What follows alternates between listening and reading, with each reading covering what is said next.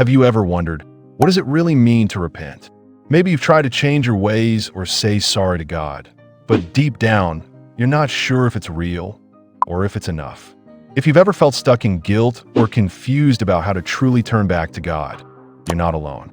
Today, let's talk honestly about what true repentance looks like, straight from the Bible, and how you can take real steps toward a fresh start. Let's start with someone who knew this struggle well, King David.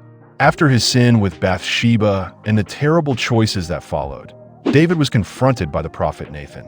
David didn't make excuses.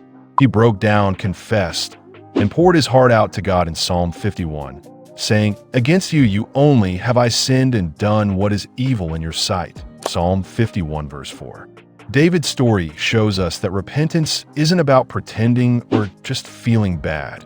It's about getting real with God and letting Him change us from the inside out.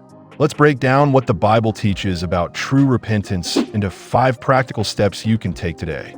Before we dive, and make sure you're subscribed and the bell notification is turned on so you never miss a word that could wake your spirit up. Step 1. Admit it. Recognize your sin. Repentance starts when you honestly admit your sin. Not just the obvious stuff, but the attitudes and choices that pull you away from God. Psalm 51 verse 3 says, "For I know my transgressions, and my sin is always before me." This isn't about shaming yourself. It's about bringing your real self before God. If you're struggling to admit it, remember, God already knows, and He's inviting you to be honest. Step 2. Feel godly sorrow. Let it break your heart. True repentance goes deeper than regret or fear of consequences. It's about godly sorrow, a grief that you've hurt your relationship with God.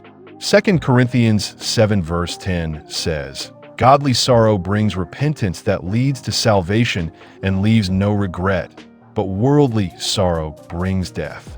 It's okay to feel broken. That's where healing begins. Step 3.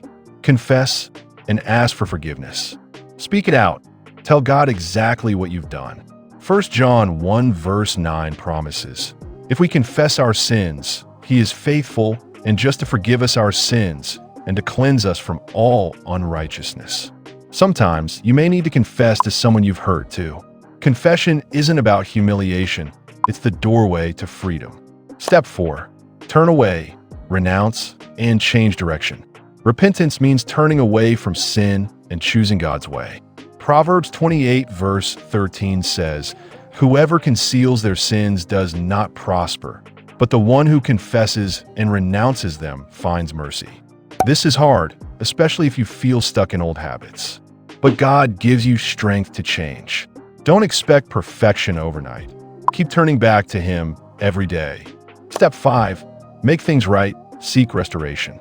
If your sin has hurt others, take steps to make things right.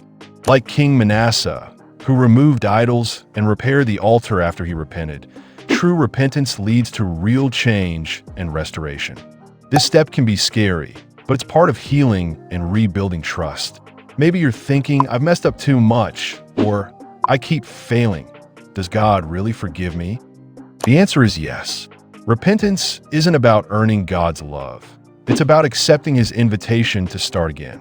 The prodigal son's father ran to him, embraced him, and restored him. That's God's heart for you. Right now, take a quiet moment. Pray honestly. Admit your sin. Ask for forgiveness, and ask God to help you turn back. If you want, share in the comments what step you're taking or ask for prayer. You're not alone in this. God is gracious and compassionate, slow to anger, abounding in loving devotion. Joel 2 verse 13. He's not waiting to punish you.